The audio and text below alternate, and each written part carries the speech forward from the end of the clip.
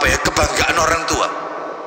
Memang anaknya pintar cerdas, sampai sekolah di luar negeri, Australia, S2-nya, pintar memang. Lalu kemudian ternyata ketika pulang, ya pekerjaan sudah mapan Bapak Ibu, banyak perusahaan yang minta. Ya ternyata apa yang terjadi? Ternyata karena mengadakan syukuran, lah pada saat syukuran itu banyak yang memuji. Lah kita tidak tahu hatinya orang, kena aib. Sampai sekarang saya diminta untuk cari juru ruqyah karena anaknya seperti anak orang gila, nanti tertawa sendiri, nanti apa ngamuk-ngamuk sendiri gitu, seperti itu. Jadi kena aib, seperti kayak padahal bukan autis, bukan berkebutuhan khusus anak ini, pintar anak ini, tapi kena mata jahat. Oleh karena itu Bapak Ibu sekalian, maka jangan sering-sering anak kita itu digendongi orang, ya, terus kemudian diajak keluar, jangan posting, ya betul, setuju saya. Ya, saya diingatkan, alhamdulillah, jazakallah khair, posting di media sosial. Sebab apa? Sebab itu bisa kena aib. Assalamualaikum warahmatullahi wabarakatuh.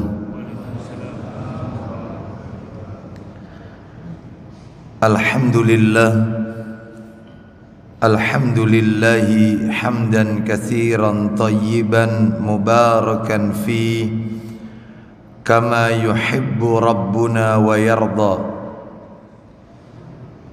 Wa ashhadu an la ilaha illallah wahdahu la syarika lah, wa ashhadu anna Muhammadan abduhu wa rasuluh. Ya ayyuhalladzina amanu ittaqullaha haqqa tuqatih wa la tamutunna illa wa antum muslimun.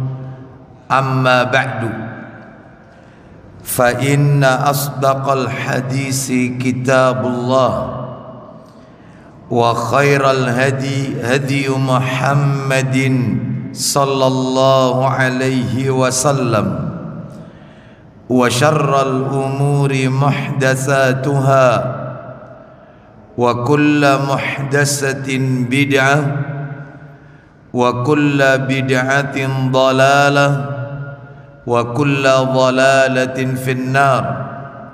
Ikhwan wa akhawati fillah, bapak-bapak, ibu-ibu, kaum muslimin dan muslimah, jamaah salat subuh Masjid Ulil Albab yang semoga dimuliakan oleh Allah Subhanahu wa ta'ala. Kepada segenap pengurus yayasan dan takmir Masjid Ulil Albab yang semoga dirahmati oleh Allah Subhanahu wa ta'ala, puji dan syukur senantiasa kita panjatkan kepada Allah Tabaraka wa ta'ala atas segala karunia nikmat yang telah Allah berikan kepada kita, baik itu nikmat iman, nikmat Islam, nikmat diberikannya kita hidayah taufik, sehingga kita mampu membedakan mana yang ma'ruf, mana yang mungkar, mana yang hak, mana yang batil, mana itu tauhid, mana itu syirik. Semuanya itu adalah karena hidayah dari Allah Azza wa Jalla. Bahkan kita tidak akan pernah mampu melaksanakan ibadah sholat subuh berjamaah di pagi hari ini kecuali semua itu juga karena hidayah yang Allah berikan kepada kita semua. Allah yang menggerakkan hati kita, Allah yang menggerakkan langkah kaki kita untuk bisa hadir di masjid ini menunaikan ibadah sholat subuh secara berjamaah.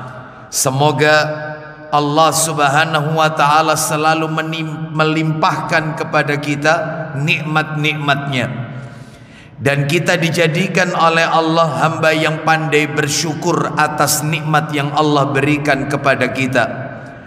Allah Subhanahu wa ta'ala berfirman, "Wa ma bikum min ni'matin faminallah." dan nikmat apa saja yang ada pada dirimu itu semua datangnya dari Allah Subhanahu wa ta'ala.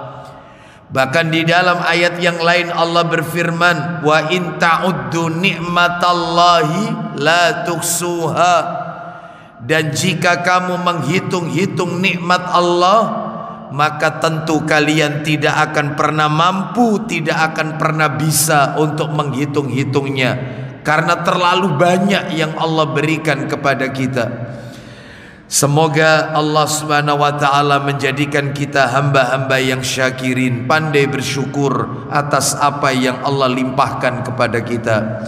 Bapak Ibu kaum muslimin dan muslimah rahimani wa rahimakumullah, pagi hari ini kajian kita adalah insidentil, sehingga tema yang akan kami angkat adalah tema yang sifatnya tematik. Maka topik yang akan kita angkat ke permukaan pagi hari ini adalah sikap orang tua kepada anaknya, sikap ortu kepada anaknya. Bapak Ibu rahimani wa rahimakumullah, sebagaimana kita ketahui bersama bahwasanya anak adalah amanah yang Allah Subhanahu wa ta'ala titipkan kepada kedua orang tua. Maka sebagai orang tua wajib dan bertanggung jawab untuk menjalankan amanah ini dengan baik. Bahkan di dalam Al-Quranul Karim Allah Subhanahu wa ta'ala dan juga Rasulnya Sallallahu Alaihi Wasallam di dalam hadis-hadisnya yang sahih memberikan ancaman kepada mereka para orang tua yang tidak menjalankan dengan baik amanah yang sudah Allah berikan ini, yaitu dengan ancaman yang sangat keras, ancaman neraka. Allah Subhanahu wa ta'ala berfirman di dalam Al-Quranul Karim, misalnya kita bisa lihat, yaitu di surat yang ke-8 surat Al-Anfal, ayatnya ayat yang ke-27. Allah Ta'ala berfirman, surat Al-Anfal ayatnya ayat yang ke-27. Allah berfirman, silakan. Hai orang-orang yang beriman, janganlah kamu mengkhianati Allah dan Rasul.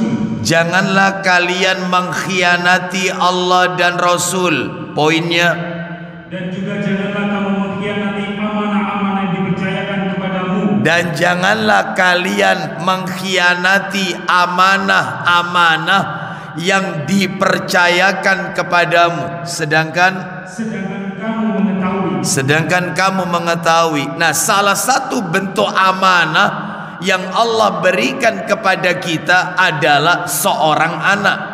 Istri itu juga amanah. Maka seorang suami yang menyia-nyiakan amanah, maka tentunya ancamannya adalah neraka, ancamannya azab. Sebagaimana Nabi Sallallahu Alaihi Wasallam pernah bersabda, coba dibuka untuk suami kepada istrinya, Sahih Targhib wa Tarhib, nomornya kalau tidak salah di nomor 1807. Dalam Sahih Targhib wa Tarhib 1807, dari Maimun Al-Qurdi, dari bapaknya radhiyallahu an, dia berkata, Rasulullah sallallahu alaihi wasallam bersabda, ada ya? Dari mana itu hadisnya? Nah, silakan dibaca. Dari Maimun Al-Qurdi, dari ayahnya radhiyallahu anhu, ia berkata, ya, saya telah mendengar Rasulullah SAW bersabda, ayyuma rajulin tazawwaja imra'atan ala ma qalla minal mahri aw katsura. Silakan. Lelaki mana saja yang menikahi seorang perempuan dengan mahar yang ditunda atau sedikit atau banyak. Stop. Lelaki mana saja yang menikahi seorang wanita, baik itu dengan mahar yang sedikit ataupun maharnya banyak, laisa fi nafsihi an yu'addiya ilaiha haqqaha khada'aha. Silakan. Sedangkan di dalam hatinya tidak ada niat untuk menunaikannya kepada perempuan itu. Sedangkan di dalam hati laki-laki itu, dia tidak ingin membahagiakan istrinya. Dia ingin menipu wanita itu. Dia ingin buat main-main anak orang. Dia menikah tidak untuk membahagiakan wanita itu, lahir batin. Dia menikahi wanita itu karena tendensi-tendensi lain. Banyak contoh yang sudah terjadi di masyarakat. Lanjutkan Pak Didi. Ia menipunya. Ia menipu wanita itu.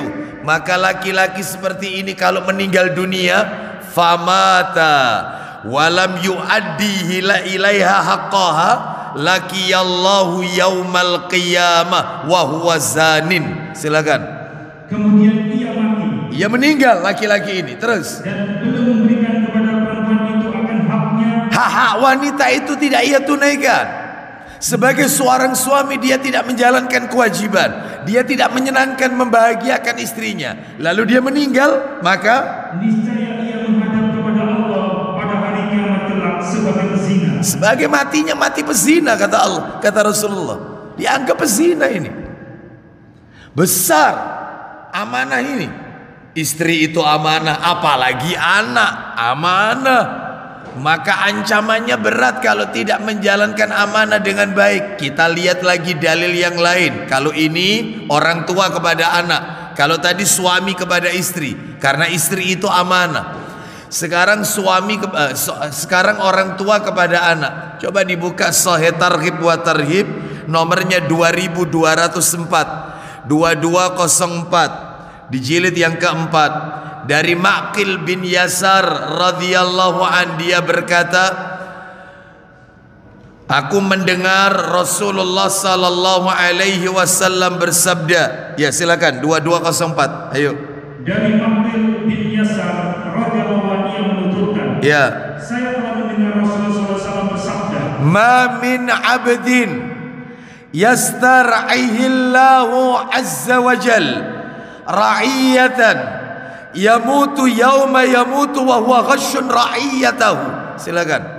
tiada seorang hamba pun yang diembankan amanah oleh Allah SWT untuk memimpin rakyat. Baik, tidak ada seorang pun hamba yang diberi oleh Allah amanah untuk memimpin, baik itu memimpin rakyat, baik itu memimpin rumah tangga. Dia memimpin ya.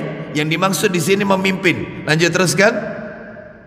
Yang mati pada hari kematiannya dalam keadaan berbuat curang terhadap rakyatnya, melainkan Allah Ta'ala mengharamkan surga atasnya. Baik, lalu ia mati dan pada hari kematiannya dalam keadaan ia mengkhianati amanah tersebut.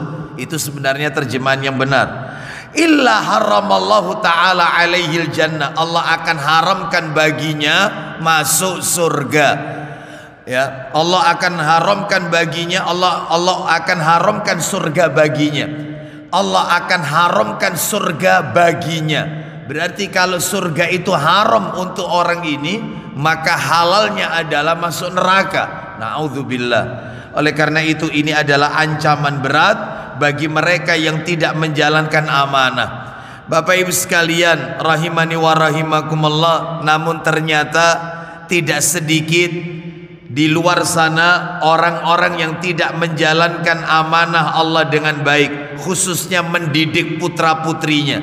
Masih banyak di luar sana orang-orang yang pinter buat anak tapi tidak pinter didik anak. Banyak. Anaknya banyak, pinter buat anak, tapi nggak pintar dia untuk mendidik anak-anaknya. Oleh karena itu maka izinkan kami pada kesempatan pagi hari ini saya akan menyampaikan sikap ortu kepada anaknya yang sesuai sunnah Nabi sallallahu alaihi wasallam.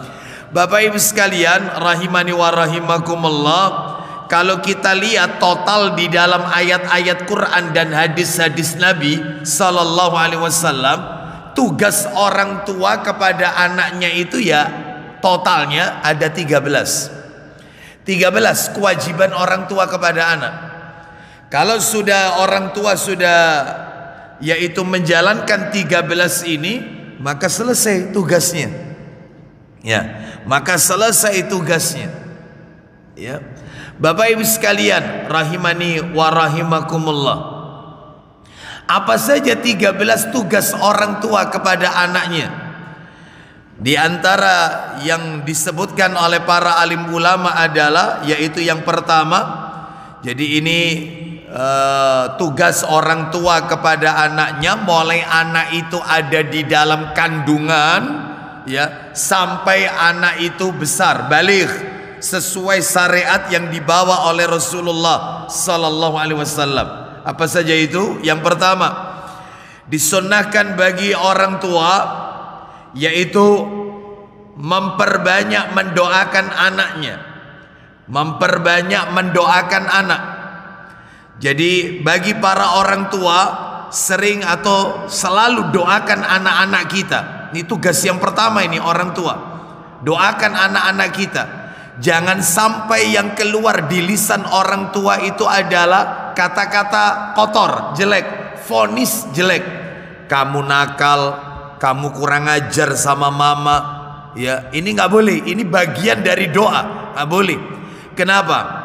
Karena ternyata disebutkan di dalam hadis riwayat Al-Baihaqi, yaitu di dalam sunannya, dan disahihkan oleh Syekh Albani rahimahullah dalam silsilah hadis sahih, bersumber dari sahabat Anas bin Malik radhiyallahu an, dia berkata, Nabi sallallahu alaihi wasallam bersabda, salasu da'awatin la turaddu, ada 3 doa yang tidak tertolak, 3 orang yang doanya tidak mungkin ditolak oleh Allah Azza wa Jalla.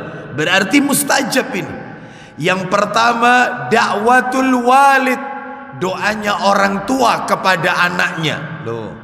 Yang kedua, wa da'watus shaim, doanya orang yang berpuasa. Nah ini ya, doanya orang yang berpuasa. Lalu kemudian yang ketiga, wa da'watul musafir, doanya musafir. Makanya Bapak Ibu sekalian, kita sebagai orang tua perbanyak doa. Dan apalagi ditambah kita lagi puasa, doanya orang berpuasa ini mustajab. Bahkan dalam riwayat yang lain ada 3 doa yang tidak mungkin ditolak oleh Allah. Nabi mengatakan yang pertama al-imamul adil, doanya pemimpin yang adil. Yang kedua wasaimu hina yuftir, doanya orang yang berpuasa menjelang berbuka. Doanya orang yang berpuasa menjelang berbuka, itu mustajab. Yang ketiga wa da'watul madlum, doanya orang yang teraniaya. Makanya kita mumpung lagi saum puasa, perbanyak doa, terutama untuk anak-anak kita. Terus yang berikutnya wa da'watul musafir, doanya musafir juga mustajab. Makanya kita kalau bepergian jauh, safar, perbanyak doa kepada Allah Azza wa Jalla. Di dalam riwayat yang lain, coba dibuka Tirmidzi-nya yang sudah di-download saja. Tirmidzi nomor 1905, 1905, di mana bersumber, ya, Rasulullah sallallahu alaihi wasallam bersabda, salasu da'awatin mustajabatun la syakka fihinna. Silakan. 1905. Ya, 1905. Satu. Ya, silakan. Dari Abu Hurairah radhiyallahu anhu, ia berkata, Ya. Rasulullah SAW bersabda, Isinya 3 doa yang mustajab tanpa ada keraguan. baik, 3 doa mustajab, tidak diragukan, pasti dikabulkan. Siapa itu? 1. Doa orang yang teraniaya. Da'watul madlum, doanya orang yang terzalimi. Yang kedua, Doa orang yang musafir. da'watul musafir. Yang terakhir, Dan doa orang tua untuk anaknya. da'watul walidi ala waladihi, doanya orang tua kepada anaknya. Ini menunjukkan kepada kita Bapak Ibu sekalian, pentingnya orang tua mendoakan anaknya. Dan di dalam Al-Quran banyak ayat-ayat yang bertebaran doa orang tua kepada anaknya. Makanya dihafalkan Bapak Ibu. Di antara doanya ya, di antara doanya ini insya Allah panjenengan banyak yang sudah hafal. Di antara doa orang tua kepada anaknya, Rabbana waja'alna muslimaini laka wa min dzurriyyatina ummatan muslimatan lak. Nah itu di suratnya surat Al-Baqarah ayatnya 128. Al-Baqarah ayatnya ayat 128. Kita dengarkan ya. Allah Ta'ala berfirman Al-Baqarah 128. ya. Ya Rabb kami, jadikanlah kami berdua orang yang tunduk patuh kepada Engkau. Baik, jadikan kami berdua orang yang tunduk patuh kepada Engkau. Terus. Dan jadikanlah di antara anak cucu kami umat yang tunduk patuh kepada Engkau. Nah, mendoakan anak dan cucunya tunduk patuh kepada Allah Azza wa Jalla. Terus. Dan tunjukkanlah kepada kami cara-cara dan tempat-tempat ibadah haji kami. Teruskan. Dan terimalah taubat kami.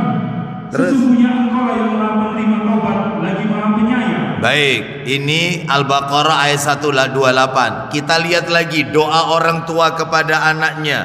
Allah berfirman surat Ibrahim ayat 40. Cucuku orang-orang yang tetap mendirikan sholat. Tuh, mendoakan yaitu dirinya, orang tuanya, ya. Terus kemudian anak cucunya menjadi orang-orang yang ahli sholat, yang tetap mendirikan sholat. Terus, ya Rabb kami, perkenankanlah doaku. ini penting Bapak Ibu sekalian. Orang tua mendoakan anaknya agar anaknya menjadi orang-orang yang tetap menegakkan sholat. Ini penting. Lalu kemudian kita lihat lagi doa yang lain. Lumayan agak panjang ini. Surat nomor 46 Al-Ahqaf. Surat 46 Al-Ahqaf ayatnya ayat 15. Allah Ta'ala berfirman surat 46 ayatnya 15. Doanya nanti ada di tengah. Langsung. Mulai dari awal silakan. Kami perintahkan kepada manusia supaya berbuat baik kepada dua orang ibu bapaknya. Baik. Ibunya mengandung dengan susah payah. Terus. Dan melahirkannya dengan susah payah pula. Lanjut. Mengandung sampai menyapinya adalah 30 bulan. Saya ulang lagi. Mengandung sampai menyapinya adalah 30 bulan. Mengandung sampai menyapihnya adalah 30 bulan. Saya mau tanya nih. Coba sebelum saya tanya dibuka dulu Al-Baqarahnya. Al-Baqarahnya dibuka. Kita pingin tahu surat yang lain. Ya, geser yang lain. Coba sampingnya. Al-Baqarah ayatnya ayat yang ke-233. Al-Baqarah 233. Coba kita lihat ya, silakan antum baca terjemah langsung aja. Wal walidatu yurdi'na auladahunna haulaini kamilaini. Silakan. Para ibu hendaklah menyusukan anak-anaknya selama 2 tahun penuh. Ulang lagi, para ibu Hendaklah menyusukan anak-anaknya selama 2 tahun penuh. 2 tahun penuh. 2 tahun itu berapa bulan Bapak Ibu? 24 bulan. Taib. Terus lanjutkan. Yaitu bagi yang ingin menyempurnakan penyusuan. Stop, sampai di situ dulu. Kita pegang. Menyusui 24 bulan. Wanita hamil normal 9 bulan. Berapa kalau dijumlah? Mengandung sampai menyusui 9 bulan ditambah 24. Berapa total? 33. Kok bisa Pak Didi bilang 30? Ulang lagi. Al-Ahqaf ayat 15. Ulang lagi. Nah, menarik ini. Silakan ayo. Mengandung sampai menyapinya adalah 30 bulan. Mengandung sampai menyapi 30 bulan. Anda hitung tadi 33. 9 bulan mengandung ditambah 2 tahun 24 bulan 33. Bapak Ibu sekalian, di dalam ayat ini surat Al-Ahqaf ayat 15, Allah hendak mengajarkan kepada kita akan munculnya bayi-bayi prematur. Sebelum dokter tahu tentang prematur, Quran sudah bicara. Canggih Quran ini, lebih canggih dari dokter. Bapak Ibu sekalian, di dalam surat 46 ayat 15 ini Allah menjelaskan tentang akan adanya bayi-bayi yang lahir sebelum waktunya, prematur. Sebelum ada istilah prematur, Quran sudah memberitahukan kepada kita. Masya Allah, hebat Quran ini, luar biasa. Bapak Ibu sekalian, mohon maaf ini, terutama ibu-ibu yang punya pengalaman hamil, ya. Kalau saya kan tidak punya pengalaman. Itu katanya nih ya, katanya kalau bayi itu di dalam kandungan ganjil masuk ke genap, ganjil usia kehamilan ganjil mau masuk ke genap, itu katanya lemah. Tetapi kalau genap mau masuk ke ganjil itu kuat, katanya begitu. Baik, sekarang kita lihat saat wanita itu hamil 6 bulan mau masuk ke ganjil, mau masuk ke usia kehamilan 7 bulan, maka anak itu lahir. Berarti prematur dong Ustaz? Iya, 6 bulan lahir, belum waktunya. Ditambah menyusui 2 tahun, 24 bulan.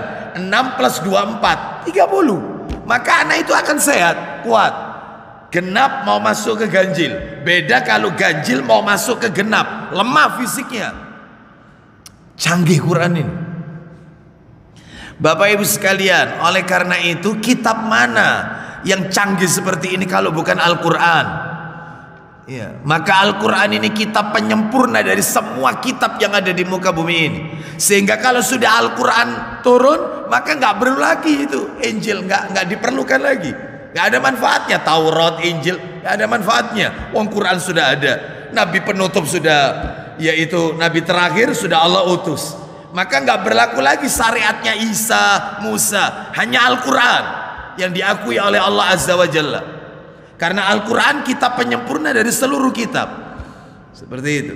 Oleh karena itu, maka ini menunjukkan kepada kita bahwasannya kita wajib yaitu berbakti kepada kedua orang tua kita, terutama ibu kita yang telah mengandung kita, melahirkan dan menyusui. Makanya betul kalau Nabi mengatakan ketika ditanya siapa yang aku dahulukan dalam baktiku kepada orang tua, ibumu. Siapa lagi wahai Rasulullah? Ibumu. Siapa lagi wahai Rasulullah? Ibumu. Kenapa ibu disebutkan 3 kali baru kemudian bapak? Karena ada 3 hal yang kita tidak mampu, laki-laki tidak mampu, yaitu melakukannya. Yang pertama mengandung, yang kedua melahirkan, yang ketiga menyusui. Ibumu mengandung, ibumu lagi melahirkan, ibumu lagi menyusui. 1:3. Makanya ibumu, ibumu, ibumu baru ayahmu. Ya. Makanya semua terjemahan dalam Quran, mohon maaf ini, semua terjemahan dalam Al-Quran, panjenengan perhatikan, tidak ada kata-kata dalam Al-Quran itu, tidak ada berbaktilah kepada kedua orang tua bapak dan ibu, nggak ada. Selalu begini, berbaktilah kepada kedua orang tua ibu dan bapakmu. Ibu didulukan baru bapak. Makanya mestinya itu surat menyurat itu kepada yang terhormat, biasanya siapa itu? Bapak, garis miring, mestinya dibalik itu, kepada yang terhormat ibu garis miring bapak. Ibu didulukan baru bapak. Ibu dulu baru bapak. Ya. Itu. Tapi kadang-kadang saya juga kadang-kadang mendahulukan bapak. Ya. Bapak-bapak, ibu-ibu sekalian rahimani, mestinya ibu-ibu, bapak-bapak rahimani wa rahimakumullah. Ya. Mulai sekarang dibalik saja ya. Baik. Ibu-ibu, bapak-bapak rahimani wa rahimakumullah. Nah, ya. Lalu bagaimana isi doanya tadi? Ayo lanjutkan, langsung aja Pak Didi, langsung doanya. Ya Robku, silakan. Sehingga apabila telah dewasa dan umurnya sampai 40 tahun, nah terus ia berdoa, ya, ya Robku, ya Robku, tunjukilah aku untuk mensyukuri nikmat-Mu yang telah Engkau berikan kepadaku, terus, dan kepada ibu bapakku. Nah, ibu bapakku, nggak ada kata-kata bapak ibuku, nggak ada. Semua ayat di Quran terjemahnya ibu dulu baru bapak. Terus lanjut. Dan supaya aku dapat berbuat amal yang soleh yang Engkau ridhoi. Terus berilah kebaikan kepadaku dengan memberi kebaikan kepada anak cucuku. Duh, mendoakan dirinya dan anak keturunannya. Lanjut. Sesungguhnya aku bertobat kepadamu dan sesungguhnya aku termasuk orang-orang yang berserah diri. Baik, kita lanjutkan dalil yang lain, doa untuk orang tua kepada anaknya. Tolong doa-doa ini dihafalkan ya. Kita lihat lagi surat nomor 37. Surat nomor 37 As-Saffat. As-Saffat ayatnya ayat 100. Saya yakin panjenengan hafal semua doa ini. Allah Subhanahu wa taala berfirman, As-Saffat ayat 100, surat 37 ayat 100. Minas salihin. Ya Rabbu, anugerahkanlah kepadaku seorang anak yang termasuk orang-orang yang saleh. Nah, termasuk orang-orang saleh. Begitu juga doa dan insya Allah ini juga banyak yang hafal, yaitu doa di dalam surat Al-Furqan, surat nomor 25, surat nomor 25 ayat 74. Ayat 74 Allah berfirman, "Walladzina yaquluna rabbana hab lana min azwajina wa dhurriyyatina qurrata a'yunin waj'alna lil muttaqina imama." Silakan. Dan orang-orang yang berkata, Ya Rabb kami. Ya Rabb kami, anugerahkan kepada kami istri-istri kami. Bukan, pasangan kami. Karena doa ini juga untuk ibu-ibu juga, bukan hanya untuk bapak-bapak. Yang benar itu pasangan kami, bukan istri-istri kami. Lanjut, ulang lagi. Ya Rabb kami. Ya Rabb kami, anugerahkan kepada kami pasangan-pasangan kami. Ya. Dan keturunan kami. Terus. Sebagai penyenang hati kami. Nah, seperti itu. Lanjut. Dan jadikanlah kami imam bagi orang-orang yang bertakwa. Baik. Sekarang kita lanjutkan yang nomor 2, tugas orang tua kepada anaknya yang nomor 2. Jadi yang nomor 1, doakan kebaikan untuk anak-anak kita. Jangan pernah mendoakan kejelekan, apalagi suka nyumpai anak. Jadi kalau ada orang tua suka berkata kepada anaknya, mama ndak ridho, oh jangan suka mengucap begini, papa ndak ridho kalau sampai kamu. Jangan. Akhirnya anak ini gak diridhoi oleh Allah Azza wa Jalla. Karena ridhallah fi ridhal walid wa sukhtullah fi sukhtil walid. Ridhonya Allah bergantung ridhonya orang tua. Murka Allah bergantung murka orang tua. Apalagi sampai nyumpai, mandar kon yo. Ini yang kayak begini nih. Terus nah, gak nurut sama mama. Mudah-mudahan, loh ini gak, jangan. Iya. Yang bagus saja yang keluar. Iya. Apalagi kata-kata vonis, kamu nakal, kurang ajar, beti, ya nakal terus. Karena yang keluar dari lisan orang tua ini doa.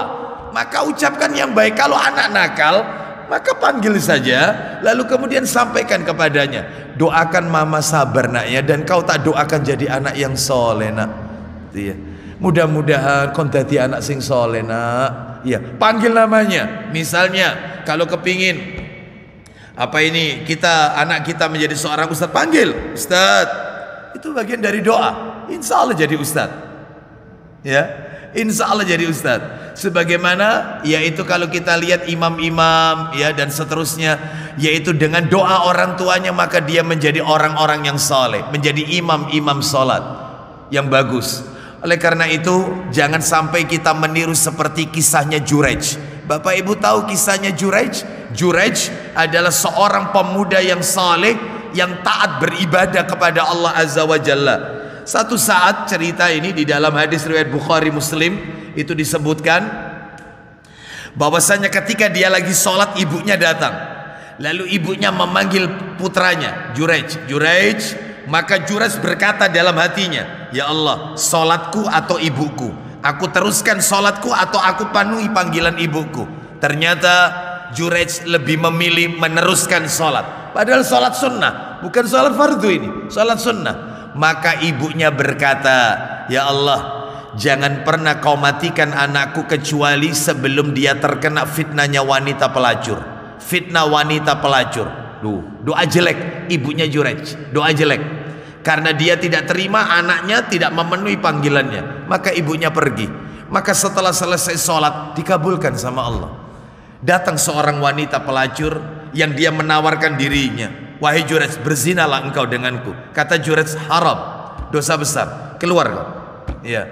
Maka kemudian wanita ini berzina dengan laki-laki lain, akhirnya hamil. Dan wanita ini berkata, ini bayinya Jurej. Maka Jurej pun dicaci maki, bahkan tempat peribadatannya dirobohkan. Dia pun disakiti oleh banyak orang. Ngaku rajin ibadah, ahli ibadah, ternyata maksiat. Akhirnya kata Jurej, akan aku tunggu sampai bayi itu lahir.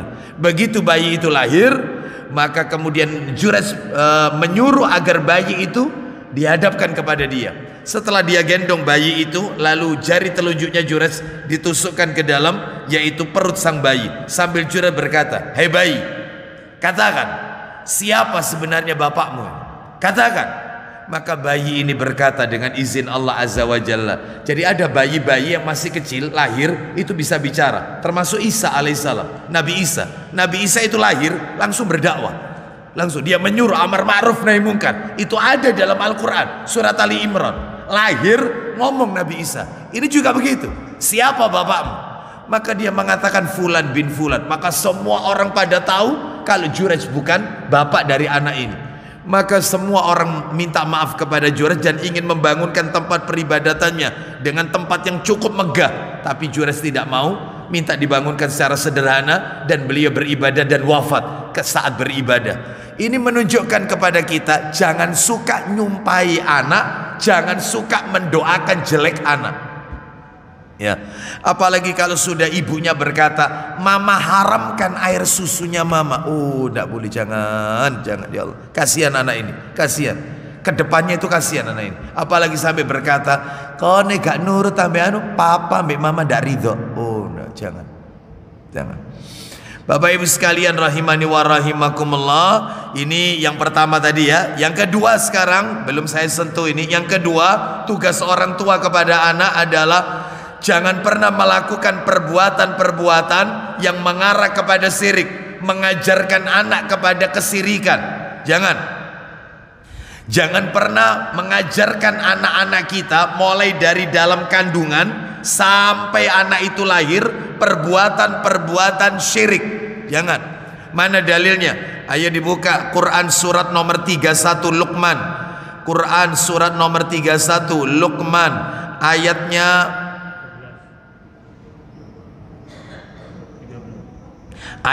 ayat yang ke-13. Ayatnya 13 Allah Ta'ala berfirman, surat 31 ayat 3. Luqman bukan nabi. Luqman seorang laki-laki yang saleh, namun namanya tercantum sebagai nama surat di dalam Al-Quran. Nah, lanjut. Di waktu ia memberi pelajaran kepadanya. Apa itu pelajaran yang disampaikan sang ayah kepada anak-anaknya? Silakan.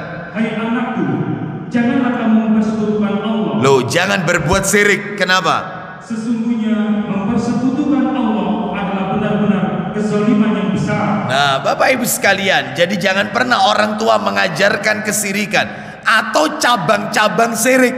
Banyak seperti tatoyur, itu cabang syirik, atau khurafat, atau tahayul. Jangan. Contohnya Ustadz, kalau di masyarakat kita, banyak orang tua justru menanamkan perbuatan syirik mulai anak dalam kandungan sampai anak itu lahir. Di antara contohnya nih ya, Bapak Ibu sekalian, sadar tidak sadar orang tuanya sudah menanamkan syirik, atau tatoyur, cabangnya syirik, atau khurafat, atau tahayul. Di antaranya ini, yaitu wanita hamil ya, supaya tidak diganggu syaitan, nyimpen peniti, nyimpen gunting. Ini nyimpen gunting, nyimpen peniti supaya tidak diganggu syaitan. Ada lagi wanita kalau hamil tidak boleh membunuh hewan. Ya, ini sekalipun hewan itu berbahaya bagi dirinya, maka tidak boleh, dikhawatirkan nanti anaknya cacat. Wanita hamil tidak boleh lihat orang jelek. Ya. Kalau lihat orang yang tidak sempurna, biasanya perutnya dipegang sambil ngucapin apa itu? Amit amit jabang bayi. Itu kalau dengar orangnya marah atau tidak? Ya marah lah. Karena nggak ada kaitannya, ini khurafat. Tahayul, tatoyur. Contoh lagi, wanita hamil, mohon maaf ini ya, yaitu tidak boleh lihat orang mati. Wanita hamil tidak boleh lihat orang mati karena dikhawatirkan bayi yang ada dalam kandungannya nanti sawanan. Nggak tahu apa ini sawanan ini. Banyak sekali. Wanita hamil, mohon maaf ini ya, mohon maaf, dibacain surat Yusuf sama surat Maryam. Tujuannya apa? Kalau lahir laki-laki supaya ganteng kayak Nabi Yusuf. Kalau lahir perempuan supaya cantik seperti Maryam. Ya lihat bapak ibunya. Semuanya faktor genetik. Meskipun mau dibacakan surat Yusuf 10 kali, ya lihat bapak ibunya. Kalau bapaknya itu ganteng, ibunya cantik, ya anaknya kurang lebih sekitar itulah. Tapi kalau bapaknya itu ibunya itu, ya anaknya itu Ya itu sudah. Makanya betul katanya Nabi, kalau nikahi wanita itu karena kecantikannya. Cari yang cantik, cari yang tampan. Itu. Untuk apa? Perbaikan keturunan. Ya, itu. Bapak Ibu sekalian, tapi itu tidak jaminan ya. Cantik wajah itu biasa, tapi cantik hati itu luar biasa. Bapak Ibu sekalian rahimani wa rahimakumullah. Jadi nggak perlu dilakukan ini, baca surat Yusuf, surat Maryam. Kenapa? Saya mau tanya, kenapa kok nggak dibacain surat Muhammad? Ada nggak di Quran surat Muhammad? Ada. Kenapa kok Yusuf dan Maryam? Nah itu. Kenapa kok tidak surat Muhammad? Bukankah Nabi kita ini tampan? Lu tampan lu, Nabi kita ini. Bahkan beliau sallallahu alaihi wasallam memiliki akhlak budi pekerti yang sangat indah. Wong Nabi aja sampai mohon maaf, Allah saja memuji Nabi kita, wa innaka la'ala khuluqin azim. Sesungguhnya engkau Muhammad memiliki budi pekerti yang agung. Allah ini memuji Nabi kita, akhlaknya luar biasa. Apa kita nggak kepingin punya anak, punya memiliki akhlak seperti akhlak Rasul sallallahu alaihi wasallam? Maka tentunya itu dambaan orang tua. Kenapa kok tidak dibacakan surat Muhammad? Ya jadi semua ini nggak ada tuntunannya. Baik itu dibacakan surat Muhammad, surat Yusuf atau surat Maryam, semua nggak ada tuntunan dari Nabi Sallallahu Alaihi Wasallam. Ya baik. Ada lagi. Mohon maaf ini. Ada keyakinan bahwasanya itu kalau anak masih dalam kandungan. Ya. Nanti ada lagi keyakinan ketika anak itu lahir, tentunya mengeluarkan plasenta ari-ari. Nanti menyikapi ari-ari juga begitu berlebihan. Ada yaitu mereka beranggapan ari-ari itu saudara kembarnya si bayi, sehingga diperlakukan secara istimewa, ditaruh di kendi ya. Saya masih ingat, saya ini lahir di Nyamplungan Pak, Surabaya, asli Surabaya, Nyamplungan Gang 10. Saya lahir di sana, belakang Pasar Pegirian Pak. Itu saya masih ingat, dulu masih kecil itu beberapa orang di situ kalau punya anak bayi itu ari-arinya ditaruh di kendi, terus kemudian dikasih sobekan Al-Quran yang sudah usang, yang udah nggak kepake, yang udah rusak, itu sobekannya dimasukkan situ. Ada juga yang dikasih pensil, ada juga yang dikasih garam. Mau dikerengseng ini soalnya dikasih garam. Aneh-aneh itu loh ya, seperti itu. Terus macam-macam, ada yang dibuang di lautan. Ada tujuannya apa? Supaya nanti kalau besar, anaknya ini kalau besar, cara berpikirnya itu seluas lautan. Ada yang ditaruh di depan rumah, dipendam di rumah. Sudah dipendam, lalu kemudian ditutup keranjang, dikasih lampu 17 Agustusan. Ya, itu. Ngapain? Nggak usah. Lah terus bagaimana sikap kita? Ari-ari plasenta itu bukan saudara kembarnya si bayi. Sampai-sampai kadang orang tua kita tanya, ya, orang tua kita tanya, orang tua saya dulu juga tanya kepada saya, ya apa nak, hari-hari ini anakmu ya apa? Ya raket-raket apa ado-ado gitu ya, kan ada itu ya, ya itu jauh-jauh apa deket-deket itu. Saya nggak jawab waktu itu ya, Bapak Ibu sekalian. Jadi ini bukan saudara kembarnya, ini adalah kotoran yang keluar ketika bersamaan sang jabang bayi itu keluar. Maka cara menyikapinya cukup dipendam saja, yaitu digali agak dalam, dipendam, ditutup, selesai. Nggak perlu dikasih lampu atau ada keyakinan-keyakinan tertentu ditanam di depan rumah supaya nanti kalau besar suka ingat sama rumahnya, ingat sama papa mamanya. Ini pemahaman-pemahaman yang mengarah kepada khurafat, Bapak Ibu. Belum lagi nanti ada keyakinan wanita ngidam, itu ngidam.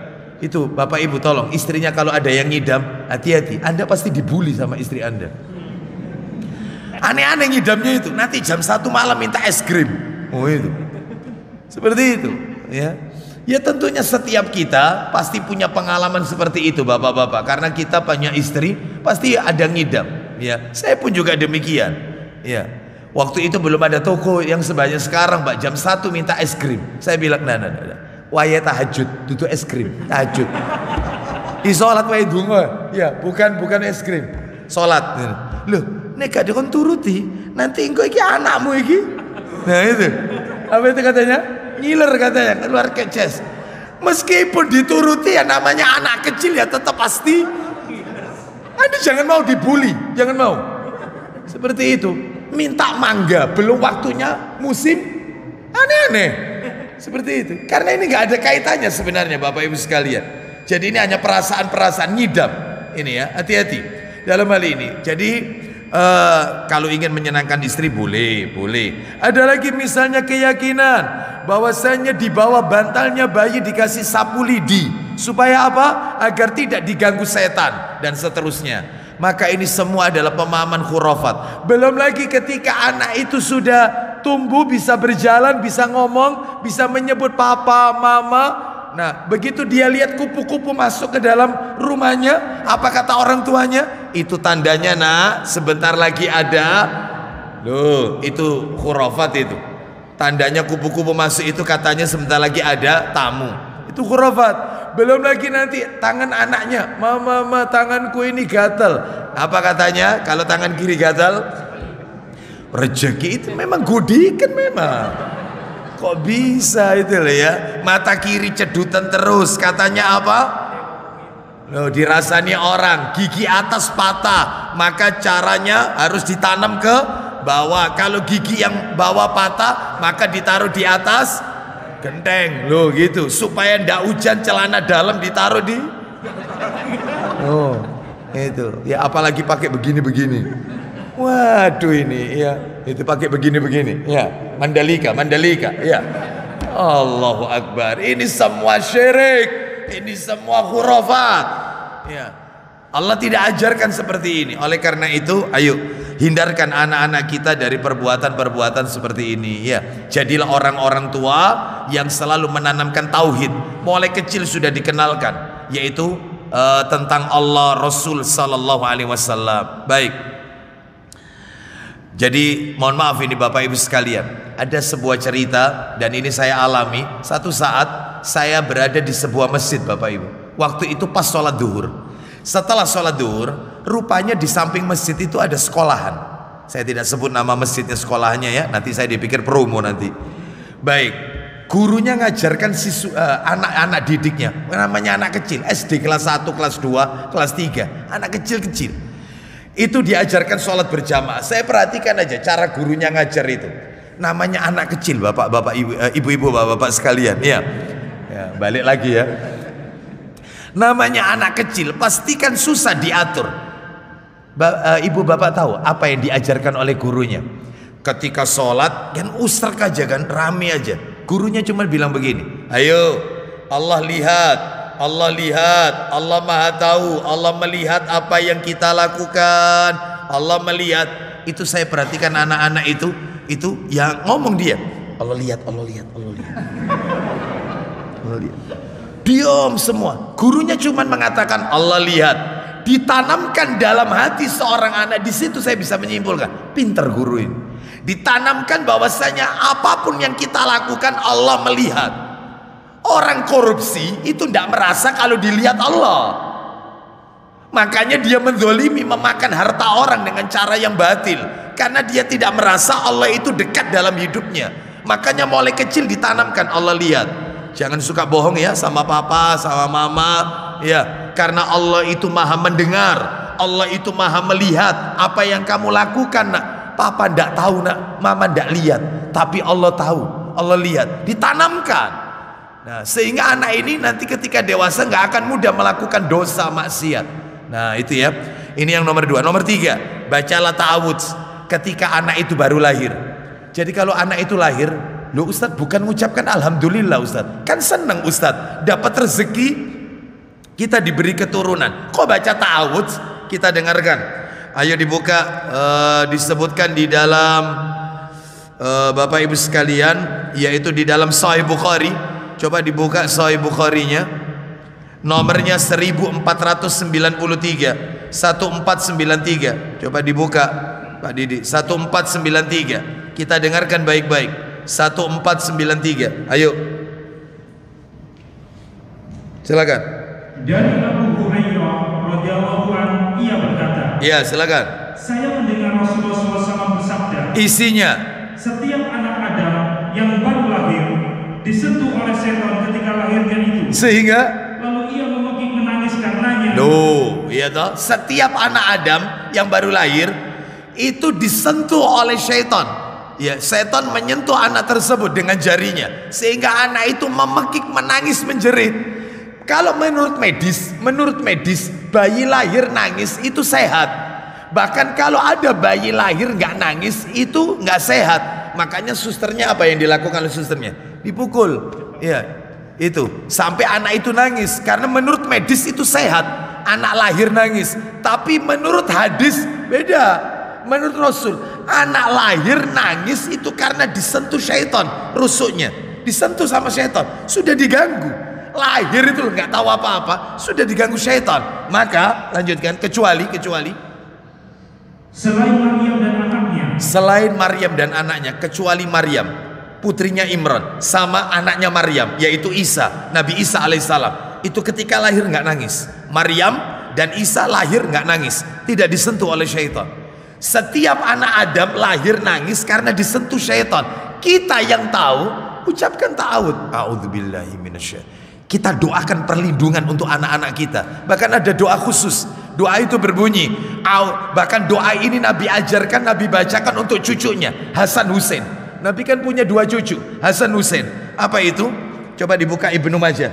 Ibnu Majah di sini Pak Didi. Ya betul itu. Nomornya 2857. 2857. Begini doanya. A'udzu bikalimatillahi tammat min kulli syaitanin wa hamma min kulli ainin lamma. Loh, ayo dibaca 2857 dari Ibnu Abbas radhiyallahu anhuma. Baca Pak Didi. Dari Ibnu Abbas radhiyallahu anhuma ia berkata, silakan. Nabi SAW memohon perlindungan untuk Hasan dan Husain. Cucunya itu, silakan. Beliau berdoa, langsung artinya saja. Aku berlindung dengan kalimat-kalimat Allah yang sempurna. A'udzu bikalimatillahi tammat. Terus. Dari segala syaitan. Min kulli syaitani wa hamma. Dari segala syaitan dan binatang yang berbisa. Terus. Dan pandangan mata yang menimpa. Baik. Dan akhirnya menyebabkan penyakit. Baik, dari pandangan mata yang menyebabkan penyakit ain. Makanya kalau punya bayi, jangan sering-sering dibawa keluar, digendongi orang. Jangan, karena kita tidak tahu hatinya orang. Sehingga nanti bayi itu akan terkena ain, mata jahat. Jadi ada orang itu memuji lisannya, tapi hatinya itu tidak senang. Loh cantiknya, lucunya, tapi hatinya itu tidak ridho. Maka kena bayi ini, yaitu pandangan mata jahat. Makanya orang tuanya kalau mendengar anaknya dipuji, itu ucapkan Masya Allah. Seperti itu, Masya Allah. Ya, saya sebab ada satu jamaah Bapak Ibu, anaknya pinter anaknya, Masya Allah. Itu jadi kebanggaan orang tua. Memang anaknya pinter, cerdas, sampai sekolah di luar negeri, Australia, S2-nya, pinter memang. Lalu kemudian ternyata ketika pulang, ya pekerjaan sudah mapan Bapak Ibu, banyak perusahaan yang minta. Ya ternyata apa yang terjadi? Ternyata karena ngadakan syukuran, lah pada saat syukuran itu banyak yang memuji. Lah kita tidak tahu hatinya orang, kena ain. Sampai sekarang saya diminta untuk cari juru ruqyah karena anaknya seperti anak orang gila. Nanti tertawa sendiri, nanti apa ngamuk-ngamuk sendiri gitu. Seperti itu, jadi kena ain. Seperti kayak padahal bukan autis, bukan berkebutuhan khusus anak ini. Pinter anak ini, tapi kena mata jahat. Oleh karena itu, Bapak Ibu sekalian, maka jangan sering-sering anak kita itu digendongi orang, ya. Terus kemudian diajak keluar, jangan posting. Ya betul, setuju saya. Ya, saya diingatkan, alhamdulillah, jazakallah khair. Posting di media sosial. Sebab apa? Sebab itu bisa kena ain. Ya, istri kita atau kita, keluarga kita, anak-anak kita memang lucu, tetapi itu bisa kena ain. Mata jahat, hati-hati. Ya, oleh karena itu maka lindungi anak-anak kita ini dari gangguan syaitan dan mata jahat. Teruskan, belum kelar tadi Ibnu Majahnya. Ya, selain Nabi mendoakan itu ke cucunya Hasan Hussein, ternyata doa itu juga diucapkan siapa Pak Didi? Teruskan. Beliau bersabda, ya, sesungguhnya bapak kita yaitu Nabi Ibrahim alaihissalam telah memintakan perlindungan untuk Ismail dan Ishak dengan doa tersebut. Loh, ternyata Nabi Ibrahim juga doakan anaknya Ismail dan Ishak dengan doa tadi. A'udzu bikalimatillahi tammat min kulli syaitani wa hamma min kulli ainin lamma. Nah itu ya doanya. Nomor 4, mensyukuri kehadirannya. Kondisi apapun kita syukuri. Entah itu jenis kelaminnya, entah itu kulitnya, entah itu wajahnya, syukuri. Sebab ada orang tua itu, ya Allah nak, ya bapakmu ganteng, ibumu yo ayu, kon niru sopo nak kon iki? Loh, jangan, ya syukuri, ya mungkin beda sendiri, ya bapaknya kulitnya putih, ibunya putih, kok ternyata ini nggak putih anaknya, waduh, niru sopo kon iki? Ya digitukan sama ya, jangan syukuri. Atau mungkin jenis kelaminnya. Mohon maaf, saya menyinggung salah seorang ikhwan. Anaknya itu 5, perempuan semua. 5 perempuan semua. Istrinya hamil lagi. Begitu melahirkan, saya jenguk, ada suaminya. Gimana? Istri antum selamat? Selamat. Terus gimana? Bayinya sehat? Sehat, alhamdulillah. Apa? Diberi karunia Allah apa? Ya wis wedok mana Ustaz? Seakan-akan kecewa, wedok mana Ustaz? Ya Allah, nanti tak tunjukkan keistimewaan punya anak perempuan. Bapak Ibu sekalian, luar biasa ini. Mana dalilnya? Ayo tolong dibuka dalilnya dulu, surat nomor 42. Pak Didi, surat 42. Ayatnya ayat 49 dan 50. Surat 42. Surat 42. Surat 42 itu surat apa? Asyura. Ayatnya 49 dan 50. Allah Ta'ala, kepunyaan Allah kerajaan langit dan bumi. terus Dia menciptakan apa yang Dia kehendaki. Terus Dia memberikan anak-anak perempuan kepada siapa yang Dia kehendaki. ada orang itu dikasih anak perempuan tok, nggak punya anak laki-laki. Syukuri. Lanjut. Seperti siapa ini? Seperti yaitu Nabi Yakub alaihissalam, anaknya perempuan semua. Nabi Lut alaihissalam, perempuan semua. Lanjut teruskan. Dan memberikan anak-anak lelaki kepada siapa yang Dia kehendaki. Ada yang dikasih laki-laki tok, yang nggak ada anak perempuan. Contohnya dalam hal ini adalah Nabi Ibrahim alaihissalam, putra semua, nggak punya anak perempuan. Lanjut teruskan. Atau Dia menganugerahkan kedua jenis laki-laki dan perempuan. No, ada lagi yang dikasih lengkap. Ada cowok, ada cewek, ada laki-laki, ada perempuan. Contohnya Nabi Adam alaihissalam, punya anak laki-laki, punya anak perempuan. Contoh lagi Nabi kita Muhammad sallallahu alaihi wasallam, punya anak laki-laki sekalipun meninggal semua waktu kecil, dan punya anak perempuan, 4 anak perempuan, dan itu semua dari rahimnya Khadijah radhiyallahu anha. Nah, punya laki, punya perempuan. Terus kepada siapa yang dikehendakinya. Terus Dan Dia menjadikan mandul siapa yang dikehendakinya. ada juga yang lama menikah tidak diberikan buah hati, mandul. Ada. Bersyukur kepada Allah Subhanahu wa taala. Ya ini adalah pemberian Allah rezeki. Kalau memang belum diberikan, itu sesuai kehendak Allah. Teruskan. Sesungguhnya Dia Maha mengetahui lagi Maha kuasa. Baik. Sekarang Bapak Ibu sekalian, nomor 5. Ini yang janji saya tadi ini, nomor 5 ini. Jika dikaruniai anak perempuan, nggak punya anak laki-laki, perempuan semua, maka tampakkan kegembiraan. Tampakkan kegembiraan. Harus senang punya anak perempuan.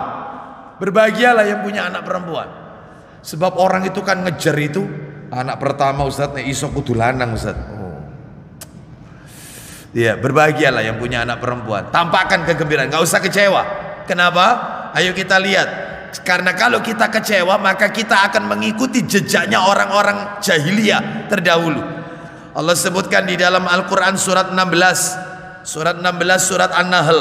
Kita dengarkan surat 16 An-Nahl ayatnya 58 dan 59. Allah Ta'ala berfirman, dan apabila seseorang dari mereka diberi kabar dengan kelahiran anak perempuan, nah apabila mereka mendengar kabar anaknya perempuan, lanjut, hitamlah atau merah padamlah mukanya. loh, tidak senang punya anak perempuan. Orang-orang Arab jahiliyah. Teruskan. Mereka marah. Mereka menganggap punya anak perempuan ini adalah aib. Aib. Terus lanjut. Ia menyembunyikan dirinya dari orang banyak. Tuh, malu. Iya, malu. Di masyarakat kalau punya anak perempuan itu malu, menanggung malu. Sampai seperti itu loh. Lanjut teruskan. Disebabkan buruknya berita yang disampaikan kepadanya. Rupanya punya anak perempuan itu sebuah kabar berita buruk menurut mereka. Terus lanjut. Apakah dia akan memeliharanya dengan menanggung kehinaan, Atau ataukah akan menguburkannya ke dalam tanah hidup-hidup? Makanya Bapak Ibu sekalian, disebutkan di dalam tafsir Ibnu Katsir, orang-orang Arab jahiliyah kalau istrinya mau melahirkan, mereka buatkan galian seperti kuburan.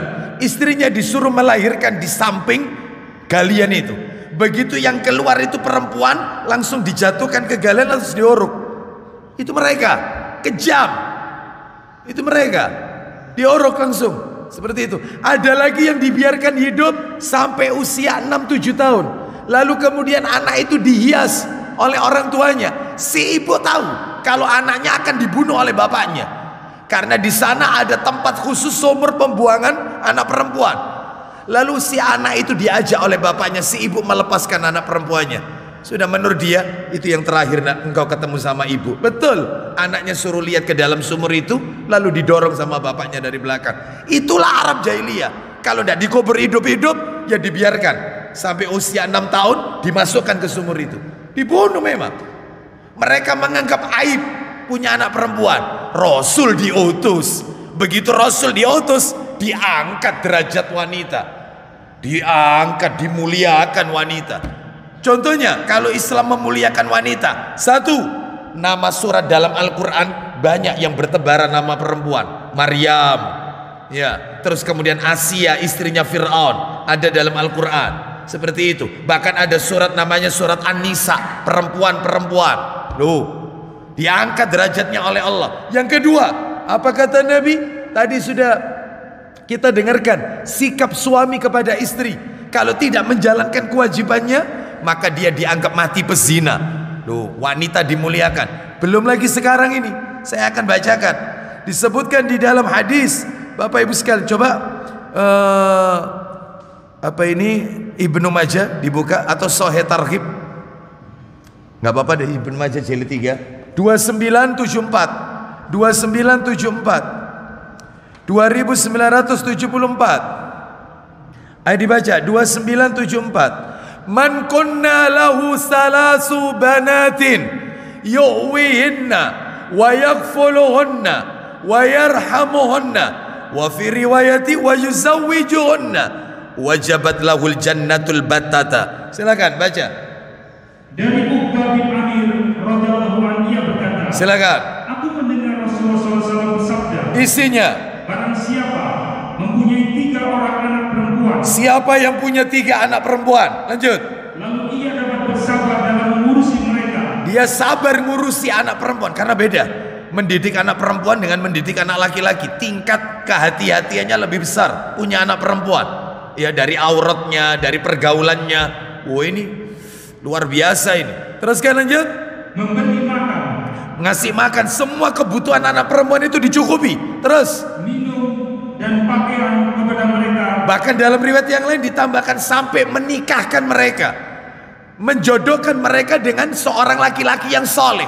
Dipilihkan laki-laki yang soleh, maka kepada dari hasil usaha kerasnya. terus Maka mereka akan menjadikan penghalang baginya dari api neraka pada hari kiamat. anak-anak itu nanti yang akan melindungi orang tuanya dari api neraka. Selesai. Lanjutkan 2975. 2975 baca.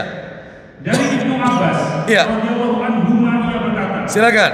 Rasulullah SAW bersabda, Isinya, tidaklah seorang lelaki memiliki 2 orang anak perempuan, terus lalu ia berbuat baik kepada keduanya, terus selama keduanya bersamanya atau ia bersama keduanya, terus. kecuali keduanya akan memasukkannya ke dalam surga. Duh, bahkan dalam riwayat yang lain disebutkan, yaitu di dalam Sahih Targhib wa Tarhib.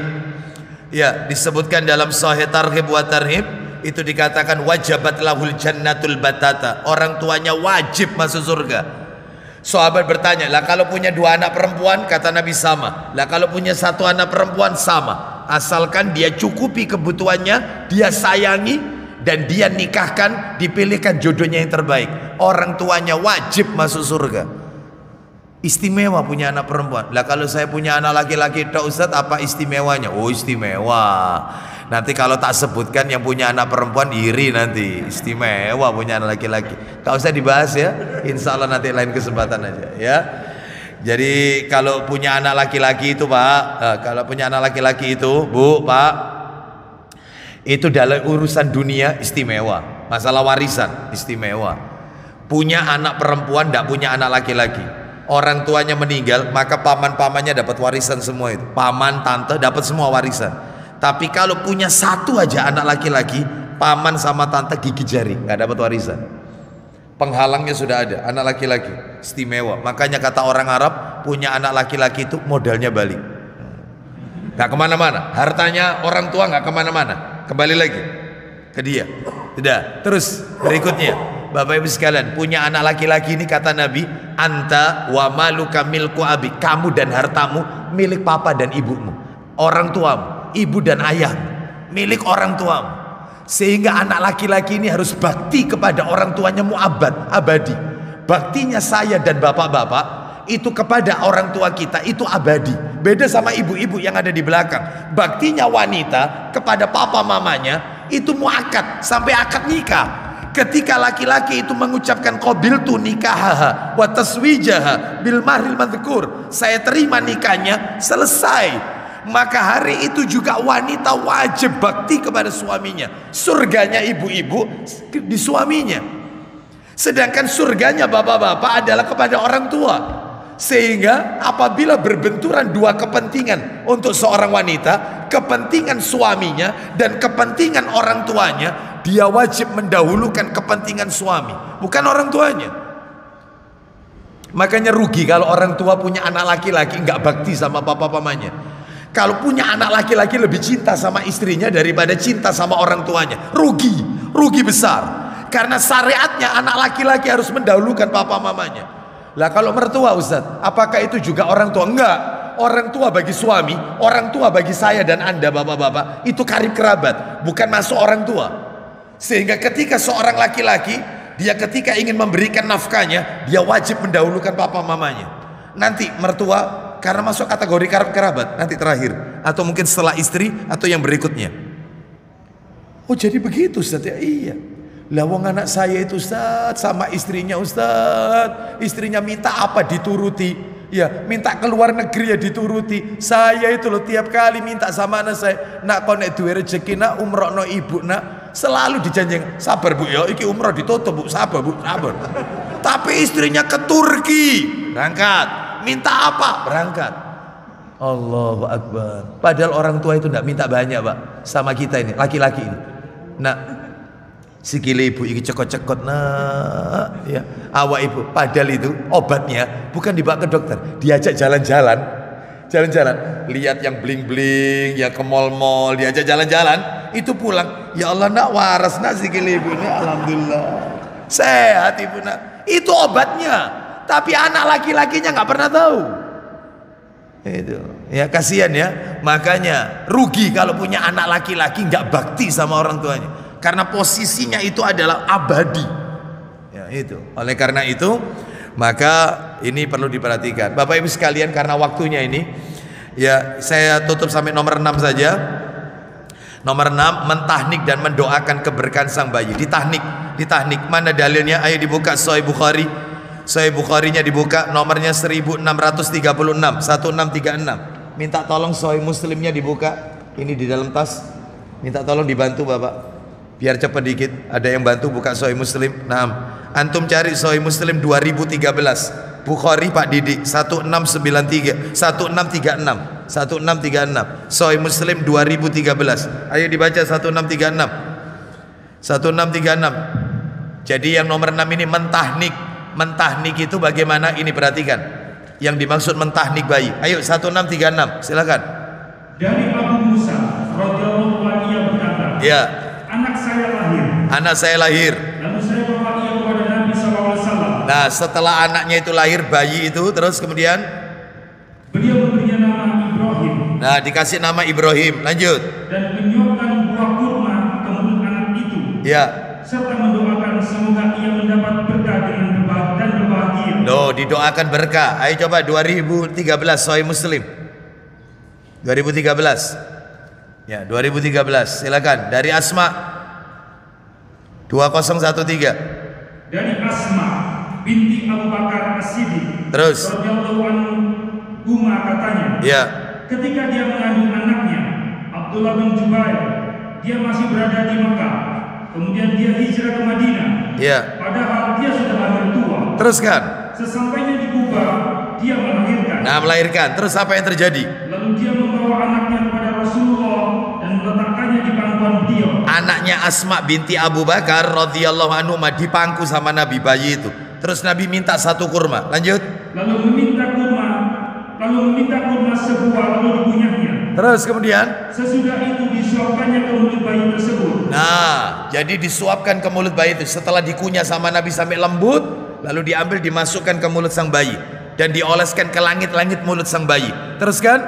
Itulah makanan yang pertama-tama masuk ke mulut bayi itu. Jadi sebelum ASI itu kurma dulu. Sebelum ASI, kurma yang sudah dilembutkan, yaitu yang sudah dilembutkan terus kemudian dimasukkan. Orang tuanya saja yang memakannya terus sampai lembut betul, baru dimasukkan, dioles-oleskan ke langit-langitnya. Manfaatnya besar itu. Itu namanya mentahnik bayi. Mentahnik bayi. Konon kabarnya ada salah satu rumah sakit di Surabaya ini, saya tidak sebut ya. Itu katanya kalau ada orang yang melahirkan, wanita yang melahirkan, maka sudah disiapin sama dokter sama susternya, yaitu kurma. Karena memang sudah ngaji, dokternya ngaji, sudah tahu mentahnik. Sudah disiapin kurma. Ini bu, kurmanya barangkali mentahnik, perkara nggak dimakan atau apa, yang penting sudah disiapin, sudah dijelaskan mentahnik bayi. Seperti itu. Dan kalau bisa kurma ini kurma yang lembut seperti rutop gitu ya. Nah itu ya, rutop ini ya. Nah ini tidak, malah dibawa pulang sama orang tuanya. Nah ini kan gawat ini ya, Indonesia banget ini ya. Bapak Ibu sekalian, saya cukupkan sampai di sini karena waktunya sudah lewat waktu suruk ya. Mudah-mudahan menjadi tambahan ilmu yang bermanfaat. Masih tersisa sekian poin, masih banyak sekali. Saya sebutkan aja poin-poinnya ya. Sampai tuntas, tidak perlu saya bacakan dalilnya. Yang nomor 7, menyusui anak secara sempurna. Menyusui anak secara sempurna. Yang nomor 8, mengakikoi, mencukur rambut kepala bayi, sama memberi nama yang baik pada saat anak itu umur 7 hari setelah lahir. Saya ulang yang nomor 8 ini, diakikoi. Nah ini bahas masalah akiko panjang ya, makanya waktunya nggak cukup ini. Akiko itu bagaimana syariatnya dan seterusnya. Mengakikoi, mencukur rambut kepala bayi, jadi dicukur. Kalau laki-laki sunahkan untuk digundul, lalu rambut itu ditimbang setara dengan berapa, misalnya berapa gram rambut itu, maka disetarakan dengan emas, maka itu yang disodakokan. Nah, seperti itu, mengakikoi rambut kepala bayi, terus memberi nama yang baik untuk anak itu, dikasih nama yang baik. Kapan ini dilakukan? 7 hari setelah anak itu lahir. Nomor 9, mengkhitan. Khitan. Kalau laki-laki khitan, kalau perempuan khifat, beda. Loh, wanita itu juga khitan? Iya, sebab Nabi itu bersabda, apabila ketemu 2 khitan, Nabi bilang, apabila bertemu 2 khitan, maka wajib mandi besar. Maksudnya ketemu 2 khitan, maaf, laki-laki dan perempuan melakukan jima. Nabi bilang apabila ketemu 2 khitan, berarti wanita juga dikhitan, cuma namanya bukan khitan, khifat, yaitu mengambil sedikit, menores sedikit klitorisnya, bagian atasnya. Supaya apa? Supaya dalam hal ini untuk meredakan hawa nafsunya. Makanya lihat orang-orang kafir, maaf ini Bapak Ibu, saya minta maaf yang sebesar-besar. Lihat orang-orang kafir yang mereka tidak melakukan ini Bapak Ibu sekalian, nafsu mereka melakukan zina di jalan-jalan ya, gonta-ganti pasangan, seperti itu tuh wajar menurut mereka. Lah kita Islam ada aturan mainnya. Lah kalau sudah terlanjur belum dikhitan, Ustadz bagaimana? Ya sudah, ini kalau waktu kecil aja, sekarang ya ndak usah dikhitan ya, ndak perlu. Kalau laki-laki, Ustadz umur berapa laki-laki itu dikhitan? Nah ini dibedakan. Katanya Ibnu Qayyim Al-Jauziyah menukil dari perkataan gurunya yaitu Ibnu Taimiyah rahimahullah. Perhatikan Bapak Ibu, Nabi Ibrahim, syariatnya khitam itu mulai Nabi Ibrahim. Syariat khitan mulai Nabi Ibrahim alaihissalam. Semua nabi-nabi setelah Ibrahim itu khitan. Sebelum Nabi Ibrahim tidak khitan. Syariat pertama khitan itu Nabi Ibrahim alaihissalam. Nabi Ibrahim itu dikhitan usia 80 tahun. 80 tahun Nabi Ibrahim itu khitan. Syariatnya itu pada waktu itu syariat turun. Dan pada waktu itu Nabi Ibrahim khitan menggunakan dengan kapak. Nah, nggak usah dibayangkan. Ya sudah, diimani saja ya. Dan dengan kapak. Nah, Nabi Ibrahim mengkhitan anak-anaknya. Lihat Ismail dengan Ishak. Ini dibedakan. Kalau Ishak mohon maaf, Ismail dulu yang lahir ya. Ismail itu dikhitan ketika menjelang akil balik, mau balik ya usia 12-13 tahun, mau balik. Sedangkan kalau Ishak lahir 7 hari, pokoknya lahir bayi langsung dikhitan. Maka katanya Ibnu Taimiyah, berlakulah syariat sejak saat itu untuk anak-anak keturunan berikutnya, sehingga mereka Nasrani, Kristen, Yahudi yang punya kitab Injil dan Taurat itu kalau diurut ke atas ketemu Isa dan Musa, maka mereka mestinya lahir bayi itu khitan, ngikuti syariat sebelumnya. Ketemunya ke Ishak soalnya. Lah kalau Nabi kita Muhammad itu ditarik lurus ke atas, Muhammad bin Abdullah bin Abdul Muthalib bin ketemunya Ismail, bukan Ishak, Ismail. Maka syariat Nabi Muhammad berlakulah untuk kita, yaitu anak-anak kita sampai sebatas baliklah. Boleh 12-13 tahun boleh, nggak harus bayi. Lah kalau anak saya dulu Ustaz bayi lahir tak khitan, nggak apa-apa, boleh. Ini hanya menunjukkan kedudukannya. Jadi kalau mereka orang-orang Nasrani sampai tua ndak khitan, berarti menyelisih ajaran daripada nabinya. Menyelisih sudah. Karena syariatnya itu bermula di sini, Nabi Ibrahim alaihissalam. Bisa dipahami Bapak Ibu sekalian ya? Baik, jadi ini khitan. Nomor 10, memulai mengajari dengan tauhid. Tadi sudah. 11, menanamkan kecintaan kepada anak perempuan terhadap jilbab. Mulai kecil diajari jilbaban. Mulai kecil dikasih busana muslimah yang syar'i. Mulai kecil. Nomor 12, memilihkan lingkungan yang terbaik untuk anak keturunannya. Sebagaimana Nabi Ibrahim meninggalkan istri dan anak-anaknya di dekat Ka'bah akan dibangun di situ. Berarti Nabi Ibrahim sudah menjadi seorang ayat teladan yang baik, memilihkan lingkungan yang baik. Padahal waktu itu nggak ada air, nggak ada pohon, tempat berteduh dan seterusnya. Tapi lingkungan terbaik, cikal bakalnya Ka'bah dibangun di situ. Masya Allah ya, pilihkan lingkungan yang terbaik untuk anak-anak kita. Terakhir 13, haram menasabkan anak kepada orang lain. Haram menasabkan anak kepada orang lain. Jadi nggak boleh bin atau bintinya diikutkan selain bapaknya. Ya seperti yang terjadi sekarang ini, wanita-wanita yang dinikahi kadang-kadang di belakang namanya itu bukan nama bapaknya tapi nama suami. Haram itu hukumnya, nggak boleh. Misalnya nih, saya pakai nama kakek nenek saya saja ya. Misalnya laki-lakinya namanya Hasan, perempuan itu namanya Farida. Maka ketika menikah, maka di belakangnya Farida itu nama suami, Farida Hasan. Itu nggak boleh. Terus di masyarakat biasanya dipanggil Bu Hasan. Nah itu Bu Hasan, Bu Agus, ya, Bu Bambang, Bu Gatot, ya, Bu Didi, ya, nah, itu, ini ya, itu ya, ummu itu yang betul, ummu, ya.